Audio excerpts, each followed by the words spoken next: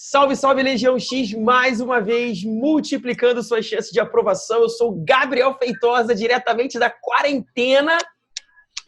Tô me sentindo locutor de rádio, moleque, aqui, narrador de Bem, rádio. amigos da Rede Globo, estamos em mais um... Em definitivo...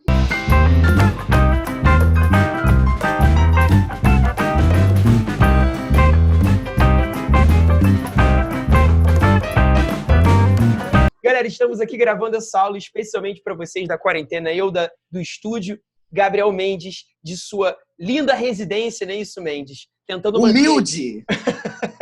Tentando manter aí o respeito à quarentena, mesmo que as autoridades não a respeitem, não é isso? Exatamente. Galera, a gente está aqui tentando manter o nosso canal alimentado semanalmente. Primeiro, porque é importante a gente manter essa movimentação. E segundo, né, galera, contribuir para que você respeite as indicações médicas, né? A ciência é importante, dizendo para a gente manter a quarentena, ficar em casa. Então, galera, a gente vai dando o nosso jeito, como vocês também estão dando o jeito de vocês, para dentro desse novo contexto a gente se adaptar, beleza?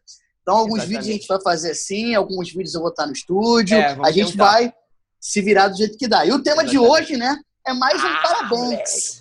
Que isso, hein? Os alunos que fazem concurso militar agora já começam a ficar em polvorosa, porque é nesta aula que falaremos sobre ele.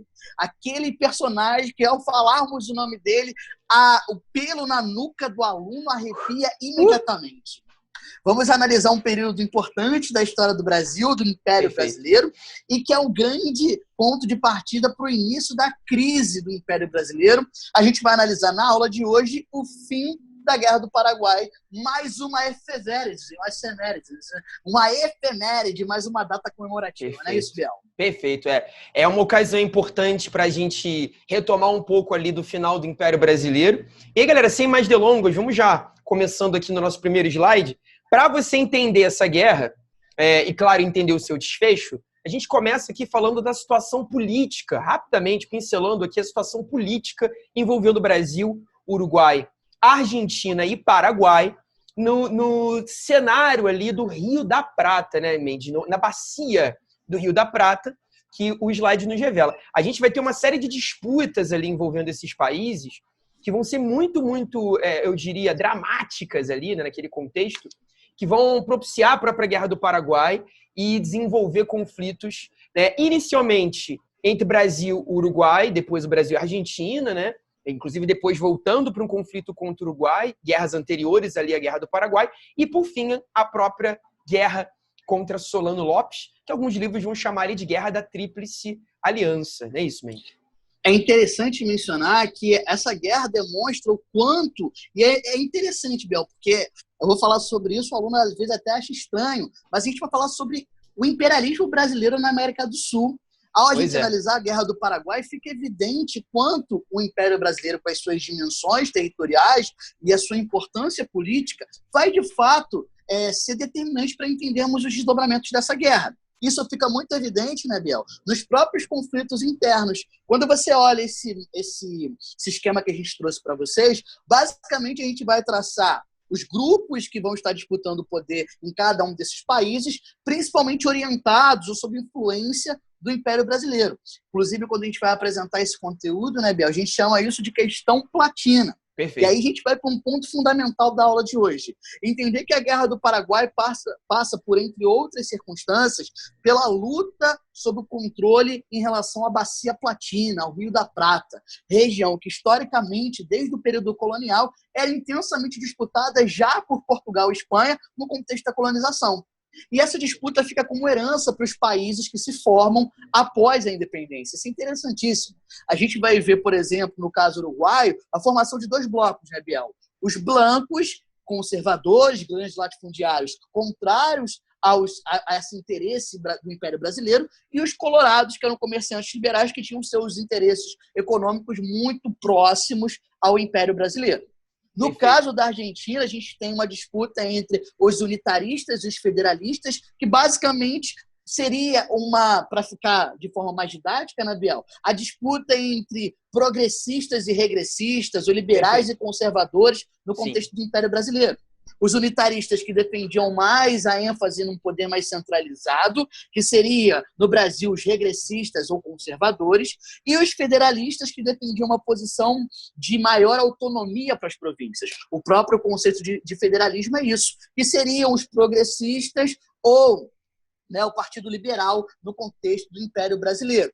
Percebe que nós colocamos de vermelhinho aí quais partidos eram ali influenciados pelo Império Brasileiro, que tinham apoio do Brasil.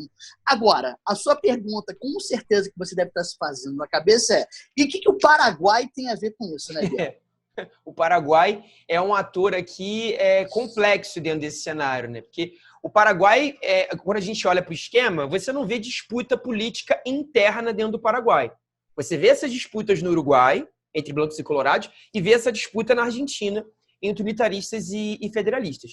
No Brasil, no caso brasileiro, essas disputas até existiram durante um tempo, mas Dom Pedro II ele conseguiu organizar bem os liberais e os conservadores na ideia de um parlamento, né, que a gente chama de parlamentarismo às avessas. Então, o governo brasileiro, de certa forma, organizou o poder moderador e as disputas políticas, por um certo período, foram amansadas. Agora, no Paraguai, muito se argumenta que o governo do presidente Solano Lopes elimina qualquer possibilidade de disputa interna, pois se trata de um governo de bases autoritárias, de uma república ali bem autoritária, vindo de um governo até recém-instaurado, né, porque o Solano Lopes tinha assumido a presidência um pouco antes da guerra começar e já se projeta como líder muito forte. E qual é o interesse do Paraguai nesse sentido, né? Ampliar o seu papel político na região do Prata, dessa grande bacia, né, de vários afluentes ali, na formação do chamado Paraguai Maior, ou Grande Paraguai, onde englobaria parte do Brasil, pegando parte do nosso centro-oeste e do sul do Brasil, e, claro, abrindo espaço em direção ali ao Rio da Prata para ganhar acesso ao oceano, já que o Paraguai, em tese, não tem nenhuma fronteira molhada. Então, o papel paraguaio aqui, muitos livros mais tradicionais apontam como um papel imperialista, né? Embora Dom Pedro seja também, né, Mendes, um baita imperialista, a própria brincadeira que se fazia à época, né, que Pedro, por baixo da luva branca, esconde uma mão de ferro. E isso já se deu muito claramente na Farroupilha, que foi reprimida e negociada, né, ali com a atuação de Pedro. A própria Praieira também, que Pedro reprime violentamente, e uma série de pequenos levantes. Então, Dom Pedro II não é nenhum líder democrático, longe disso, muito longe. Em nenhum momento ele nega a sua raiz, né, dos Bragança, do seu papai, né? Papai, Pedrinho I, que teve uma atuação bastante vigorosa também e que serviu para Pedro I, lá no primeiro reinado, para sua própria renúncia por conta desse excessivo autoritarismo e dessa excessiva centralização. Perfeito. Cabe pontuar aqui, né, Biel, que o Paraguai tem uma formação histórica pós-independência diferente dos outros países que, inclusive, estão mencionados aí nessa lógica que vai culminar na Guerra do Paraguai. O Paraguai se torna independente em 1811, com José Gaspar Francia, que governa durante bastante tempo, e depois ele é sucedido pelo pai. Isso. Depois ele vai ser sucedido pelo pai de Solano Lopes, o Carlos Antônio Lopes, que basicamente vai dar continuidade a esse processo. Uma tentativa, tá, pessoal? Não vamos exagerar isso como já foi exagerado em outros momentos. Uma tentativa de investimento em industrialização, tá? E também investimentos em infraestrutura, sem o apoio do capital inglês tão fortemente como acontece em outros países da América. Não é isso, Biel? Perfeito. Então, e aí a gente... um governo autoritário que a gente está vendo, né? O pai governa, depois o filho assume. Que república é essa? Uma república com base em nepotismo e com base em autoritarismo, né? E aí a gente vai observar que o próprio Solano Lopes, é bom mencionar desse parênteses, né, Biel? Foi criado boa parte da vida dele na França. E lá ele vai ter contato com aquele que vai ser a sua grande influência política, um tal de Napoleão Bonaparte. Inclusive, essa alcunha vai ser criada em torno da figura do Solano Lopes de ser um Napoleão sul-americano. Exatamente. O que a gente vai observar, então, é que, em algum momento, esse perfil de Dom Pedro II, que era o autoritário, com mãos de veludo, e, por outro, de Solano Lopes, um militar lá Napoleão, vão entrar em choque. E isso vai ficar muito presente, por exemplo, na interferência militar que o Império Brasileiro, por exemplo, vai fazer lá no Uruguai, né? Lá contra o Aguirre, o que vai provocar o jogo político desses três países, né? Argentinos, paraguaios e brasileiros, que tentam fazer ali do Uruguai uma espécie de protetorado, né? E isso vai acabar funcionando como um fio condutor para a gente entender o início do conflito. Perfeito. Então, é a base de entendimento aqui das pesquisas mais modernas, onde a grande causa dessa guerra, isso é gabarito de prova muito clássico, tá, gente? A grande causa, disputas políticas pela navegação na Bacia do Prata. O Brasil vai tentar buscar ali um papel de promoção de uma livre navegação, é contrário à formação do Grande Paraguai, e o Solano Lopes, já que não tem saída para o mar, vai partir para um projeto que muitos historiadores consideram um projeto super, super audacioso, né? O Paraguai não era uma grande potência latino-americana, como os livros mais antigos argumentam. Assim, o Paraguai como grande potência industrial. Gente, muito longe disso, tá? Essa ideia da Inglaterra incomodada com o Paraguai, não temos nenhuma referência documental séria disso, tá? Essa ideia porque a Inglaterra financia uma guerra contra o Paraguai porque o Paraguai era uma maior potência industrial. Então,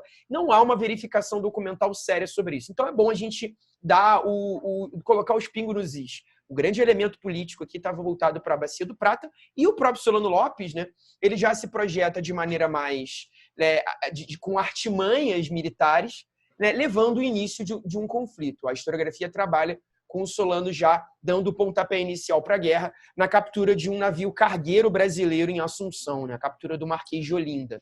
Lembrando que isso é uma reação de Solano Lopes pelo fato de Dom Pedro II ter patrocinado a ascensão do Colorado Venâncio Flores ao poder no Uruguai. Lá no Uruguai. Ao chegar no poder no Uruguai, o Brasil, o Império Brasileiro, coloca em xeque esse projeto do Grande Paraguai de Solano Lopes, porque, no final das contas, a unificação do Uruguai permitiria a Solano Lopes o desejo de construção do Grande Paraguai e também um grande, forte desejo do Paraguai, que é para dar continuidade ao seu projeto de desenvolvimento econômico, ter a saída para o mar.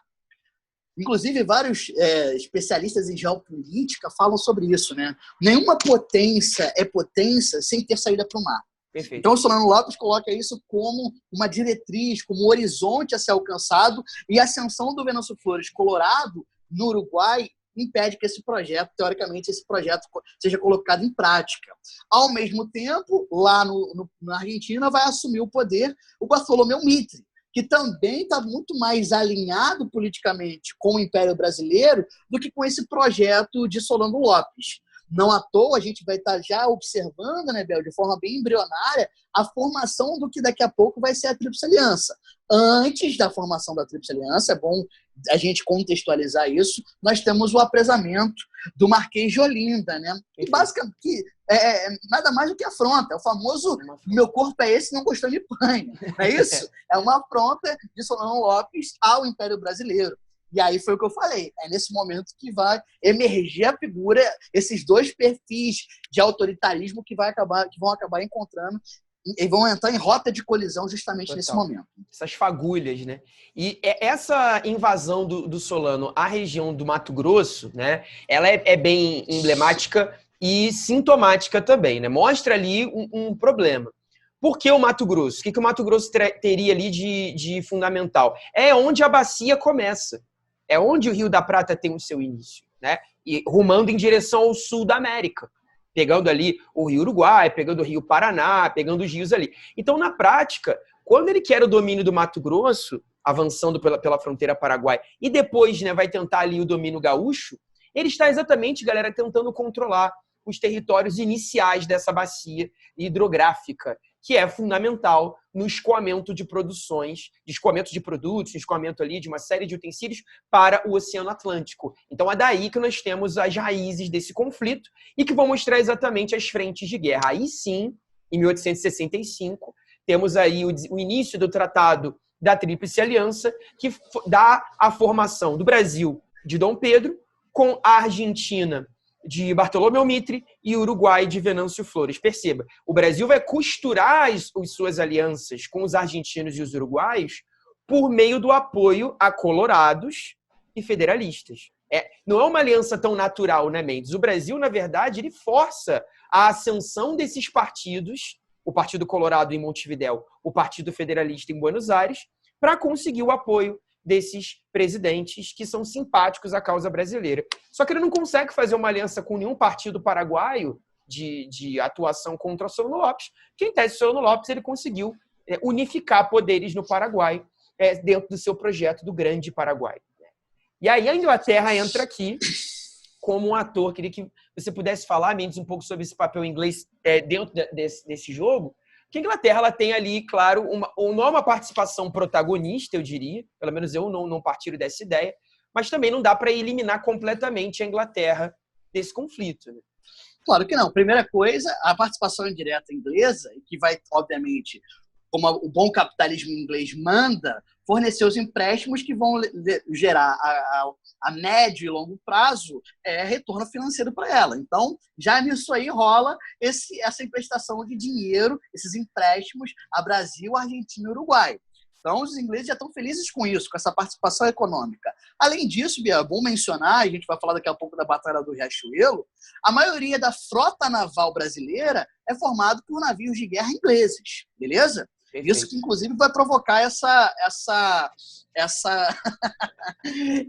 vantagem brasileira nas guerras ali na cabeceira dos rios, principalmente. Tô aqui igual o Galvão. Ó. Que isso, Arnaldo? Exatamente. A regra é clara. Que regra? Não tem regra, né? Pô, pode... o aluno... Cara, eu monto esse esquema na aula, no quadro, o aluno olha, que isso, pessoal? Essa guerra é sacanagem, né?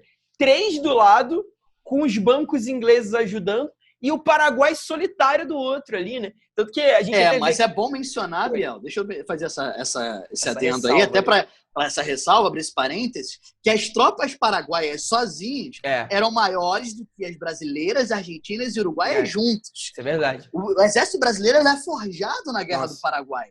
Para vocês terem uma noção, o exército brasileiro contava com cerca de 11 mil homens, os argentinos cerca de 7 mil e o Uruguai, que é uma população diminuta, cerca de 3 mil. No mesmo período, o exército paraguaio era de cerca de 40, 50 mil homens. Não, o Uruguai também, o que tem no Uruguai para ir pra guerra, né? O Louco Abreu e um monte de velho. Vai o quê pra guerra? Não tem o que fazer, né? Uruguai é de buena, pô, não tem nem guerra. Os caras ficam tomando chimarrão na beira da praia, não tem muito o que fazer. Essa ressalva é fundamental. Apesar da gente ter três e um oculto ali, né, de um lado, que é a Inglaterra, e o Paraguai sozinho, isso não explica exatamente um certo desequilíbrio, porque o Paraguai, industrialmente falando, é muito mais interessante que os outros 3. Não que o Paraguai seja uma potência industrial, mas se você compara o Paraguai com o Brasil, Argentina e Uruguai, aí realmente não tem, do ponto de vista de manufaturas, é um destaque, e isso acaba gerando uma guerra que, nos primeiros momentos, ali no primeiro ano de conflito, o Paraguai ele deu uma brincada, né, Mendes? Ele deu uma brincada. De 64 a 65, o Paraguai ele se destaca minimamente. O problema está ali em junho de 65, né? Que aí a gente começa a ver, de fato, o marco fundamental para começar a entender o desfecho da guerra, que é a Batalha do Riachuelo, a Batalha Naval. Eu acho que tem 2 momentos importantes nessa ofensiva paraguaia que cabe ressaltar, e depois da Batalha do Riachuelo, basicamente, o Paraguai vai ficar na defensiva. Os 2 momentos interessantes de avanço das tropas paraguaias é no Mato Grosso, e é importante ressaltar, né, Biel? Lá no Rio Grande do Sul, quando inclusive a população da cidade de Uruguaiana vai ser massacrada pelas tropas paraguaias. Perfeito. E aí, inclusive, nesse momento, ali no final de 64, e iníciozinho de 65, que a Argentina vai se colocar do lado do Império Brasileiro de forma mais enfática, pelo motivo de Bartolomeu Mitre ter negado a passagem das tropas paraguaias pela Argentina para se chegar lá no Uruguai, para que as tropas paraguaias ajudassem os blancos a retomarem o poder. Perfeito. E aí o Paraguai também declara guerra à Argentina, né? A região o Lopes ele tenta um flerte com o Mitre ali, né? Ele tenta convidar o Mitre para o seu lado, não dá certo o processo, e aí realmente você tem esse problema. Então você vê que o Lopes ele ainda tenta fazer ali a realpolitik em alguns momentos, ele vai tentar, de forma mais maquiaveliana, digamos, costurar alianças, mesmo com pessoas que não são seus aliados históricos, mas ele se vê isolado ali, e a Batalha Naval do Riachuelo, ela tem um marco, né? Onde você tem ali a província de Correntes. Isso, exatamente porque foi a região problemática. E, cara, essa imagem da Batalha de Riachuelo que você colocou aí, ela é muito interessante porque mostra, de fato, se em termos de militares do exército, das tropas terrestres, as tropas paraguaias estavam em muito mais vantagem em termos de treinamento militar, em números, de fato, Sim. Em termos navais, a diferença era muito gritante, principalmente entre a Armada brasileira e a Armada paraguaia. Essa imagem que você traz aí era muito interessante. Olha os navios de guerra do Brasil, em sua grande maioria comprados em relação à Inglaterra, e os navios de guerra da Marinha Paraguaia, o Paraguai não tinha saído para o mar, então por que a Marinha? Né? Os navios da Armada Paraguaia eram, em geral, os navios de comércio que foram adaptados e transformados em navios de guerra. Então, na hora que as batalhas se iniciam, a desvantagem paraguaia fica muito evidente. Perfeito. Só que essa imagem também mostra um aspecto que vai trazer muita dificuldade para a Marinha brasileira, que é o relevo dessa região. Sim, enquanto as tropas paraguaias estiverem no alto, primeiro que é uma região pantanosa, e aí a gente vai ter vários casos de doenças, de mortes em decorrência de doenças, o relevo dificultava muito o avanço das tropas terrestres. E mesmo os ataques marítimos, os ataques navais se tornavam difíceis, principalmente porque havia muitas fortalezas construídas ao longo dos rios, principalmente do Rio da Prata, do Rio Paraguai e do Rio Paraná, trazendo dificuldades também para as tropas brasileiras. Mas a Batalha do Riachuelo já é um sinal importante. E aí começam a aparecer, né, Biel, essas figuras históricas da Marinha e do Exército Brasileiro, né? Tamandaré e o Barroso. Exatamente, que tem uma atuação fundamental. Lembrando, né, Biel, o comandante em chefe das tropas da Tríplice Aliança, teoricamente, era o Bartolomeu Mitre, presidente da Argentina. Isso, presidente argentino, inicialmente, que está presente aqui. Isso, que teoricamente vai ser o cara que vai comandar inicialmente esses primeiros ataques. A gente tem aqui a figura de Tamandaré e Barroso, que não são figuras novas aqui, eles já tinham um papel importante desde as guerras anteriores contra Rosas, contra Uribe, contra Aguirre, e se destacando ali dentro desse momento, que é uma batalha emblemática porque você está cortando o possível acesso do Lopes ao mar, né? Porque ele vai se utilizar ali dessa região de correntes para transitar com seus produtos para fora ou trazer produtos de fora para dentro do país. Então, quando você conquista essa região por parte de Brasil e Argentina, você está, como a gente está colocando no material, né? Você cerca Lopes e corta possíveis vias de suprimento. E aí essa batalha é super exaltada pela pintura histórica brasileira, né? Agora, não há ainda a participação efetiva de Caxias, que fique claro aqui, né? Você tem o Bartolomeu Mitre como chefe da Tríplice Aliança até então, e no caso brasileiro, quem vai ter destaque na liderança, nosso famosíssimo general Osório, né? Que é colocado ali como chefe inicial, a figura de Mena Barreto também é muito importante.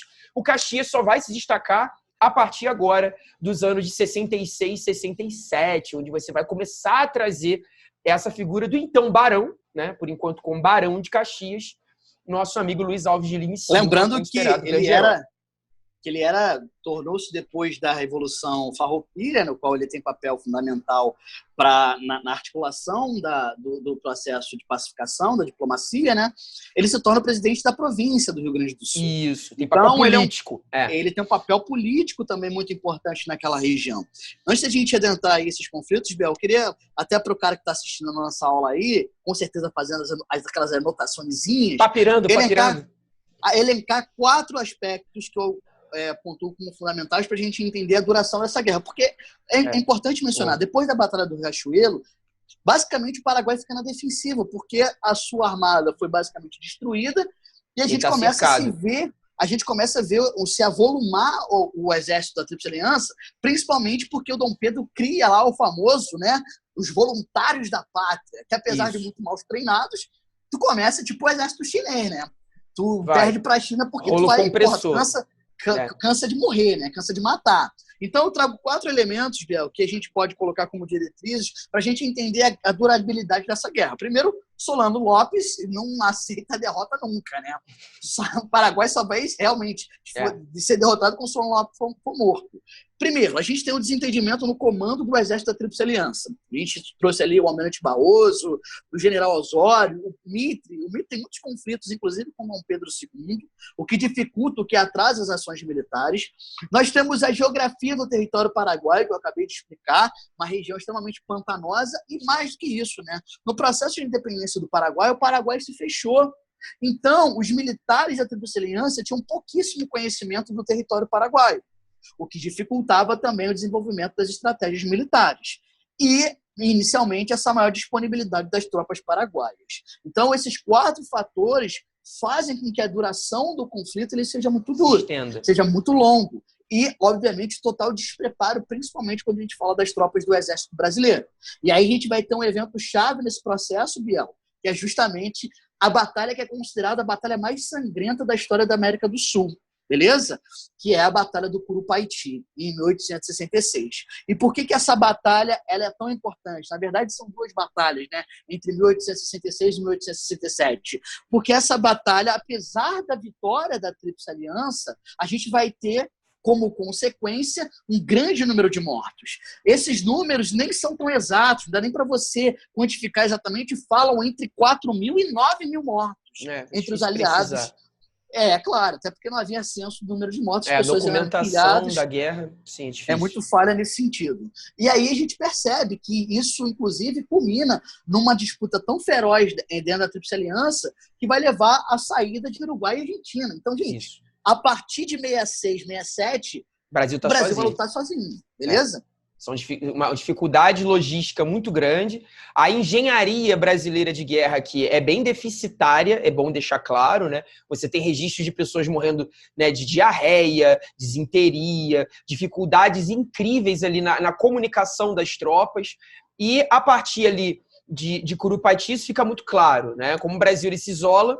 E o Caxias ele vai ser colocado ali como um ator fundamental no conflito, não só por ser grande estrategista, mas também por exigir que os exércitos do Brasil, que as forças ali, que o campo, seja investido de fato, onde você precisa de uma engenharia de comunicação, né? Aí você tem figuras importantes, como o caso do Benjamin Constant, né, que é futuro líder positivista brasileiro, importante nesse processo. A própria figura de Deodoro, que vai se destacar durante a guerra também, né?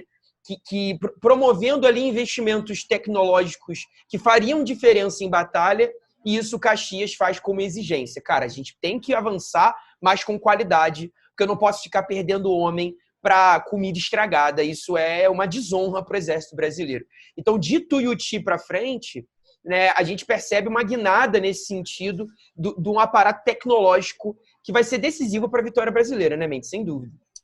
Aí, a partir daí, talvez não, necessariamente a grande barreira para que a vitória brasileira, a partir de 66, né, com a saída de Uruguai e Argentina, para que a vitória brasileira fosse efetiva, é uma fortaleza que é interessante, né, cara? Uma fortaleza que foi construída por engenheiros militares brasileiros, que foram até o Paraguai, né, e construíram a fortaleza do Maitá.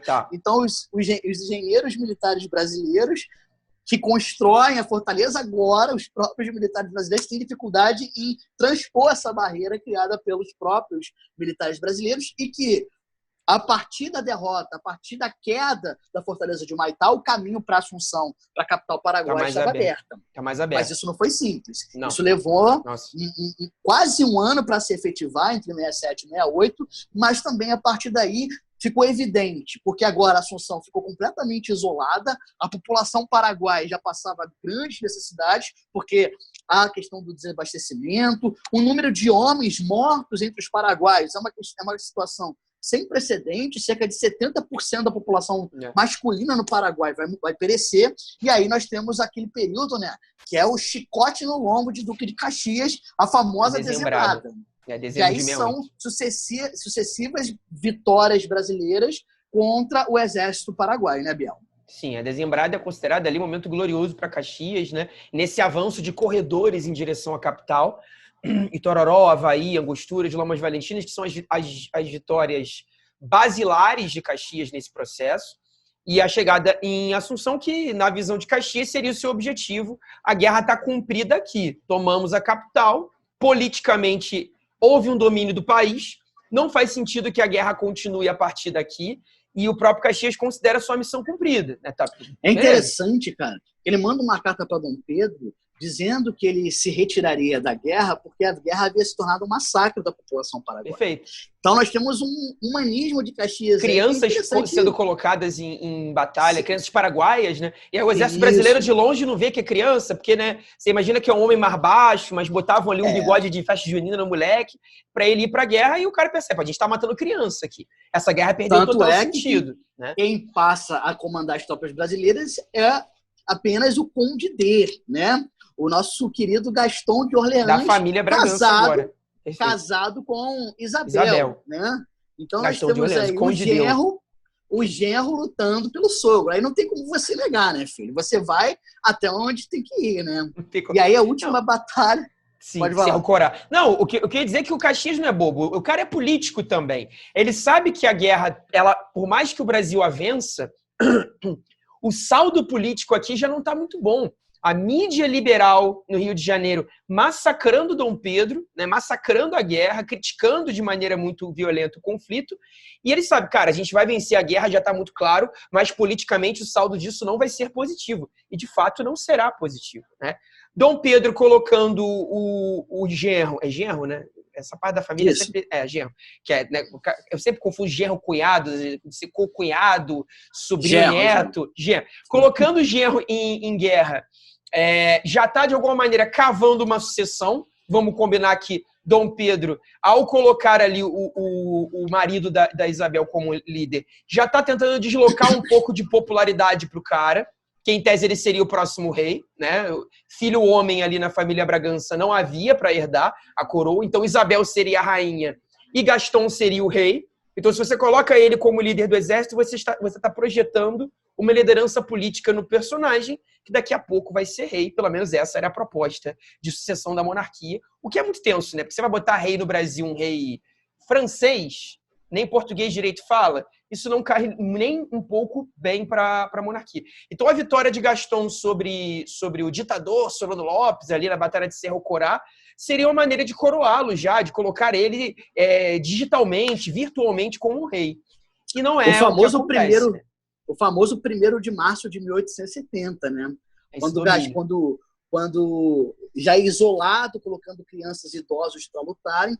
Lá no norte do Paraguai, já Solano Lopes batendo em retirada, ele é morto por ninguém mais, ninguém menos do que José Francisco Lacerda, o vulgo Chico Diabo, Chicão. que é o autor da morte de Solano Lopes. Inclusive, Dom Pedro II fica putaço da vida, porque Dom Pedro II queria levar Solano Lopes para o Brasil para julgá-lo.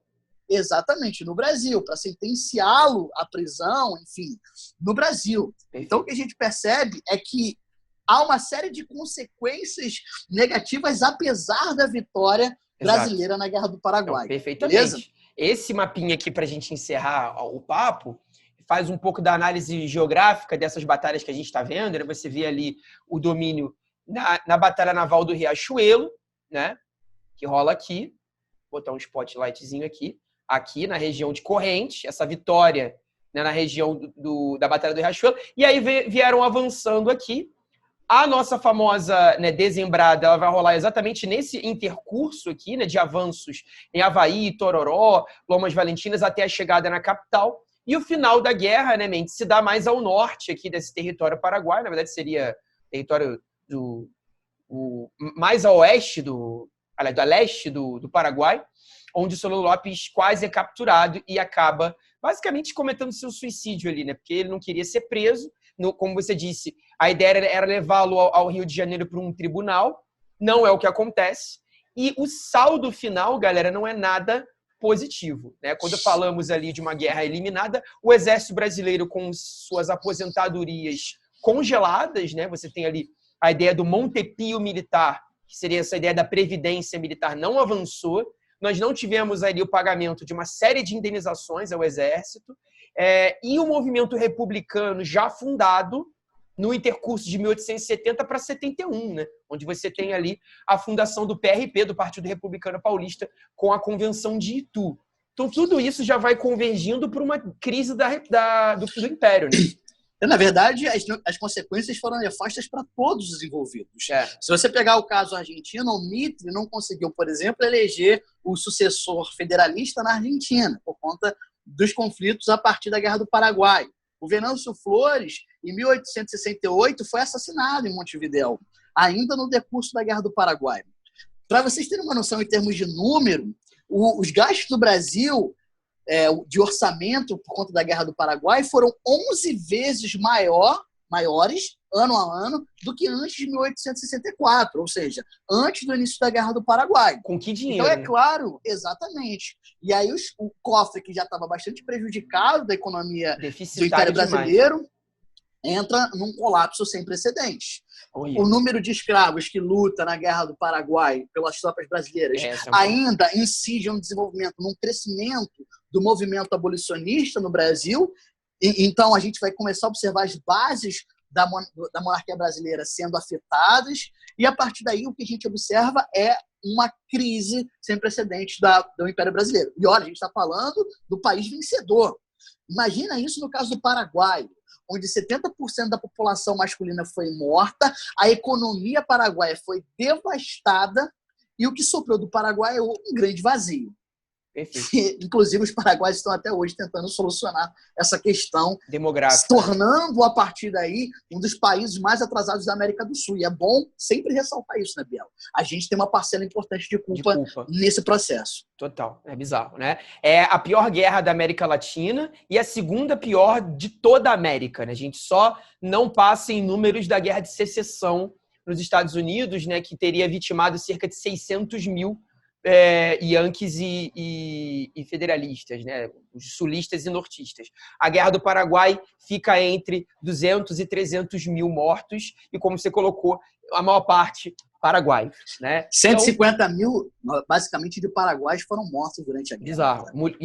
Homens, adultos e meninos, né, e crianças, sobrou crianças femininas, né, meninas e mulheres. Então, realmente, não é um saldo positivo. A gente está já entrando numa crise imperial, que pouco a pouco já também vai ter rompimento de relações com o Papa. Você tem uma ascensão do movimento abolicionista muito forte, né, com a lei do ventre livre, que vem um pouco depois, e sexagenários e lei áurea.